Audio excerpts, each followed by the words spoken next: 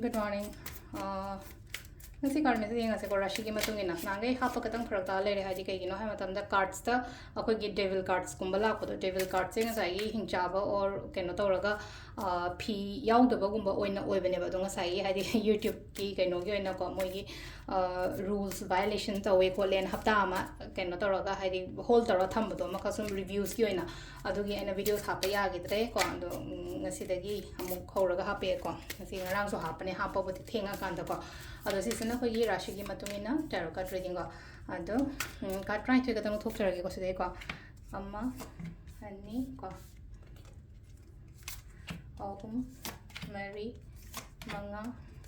taru tarit nipan mapan tara taramathoi tarani thoi cards indoya card lama do hadi mai sheng bodu da sidadi kenu hadi ketang graphics ekra khenai ko adu dana ni ko amma da sum hadi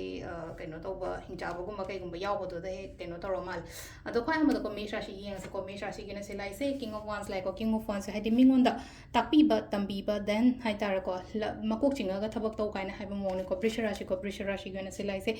energetically thabak to ko ngasi se aduga next ko methun rashi gi oina silai se ko chekshalo po chesu chekshalo aduga mina ngam ba sakko ko pata so dum chatkano ko hadi mina ngam ko pada leina ko hadi hak taru no haibai moni ko silai se ka aduga sesina koi kat haidan khanba aina ningba aige manifestations ke ka dum fulfill oyon lai ko singa gi se hadi tawge haina khaliba mayam se taw hadi only just khallaga dang lai tawa pangthok pi ba ko kaina ra chi thawai katang nuai taba ko taba dumai tar lai ko next tana akoi gi kaino ko kaino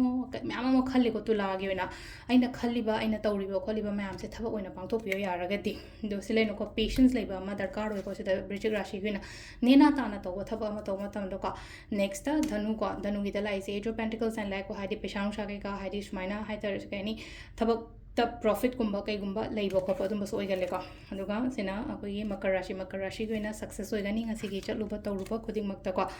aduga investment gumba kai gumba phajana to biyo ko hadi kum rashi go na last ki minna gi sina hadi khudong chaba gumba kai gumba mayam ma la waina pi ko laiba khudong chaba mayam se hadi loina ma phani haba su ya roi loina ma phaloi haba su ya roi aduna phajana isana khandara kholaga ko hadi to bi ba thabak se to matam do ko adu se lere ko rashi gi matungina tarot card reading thank you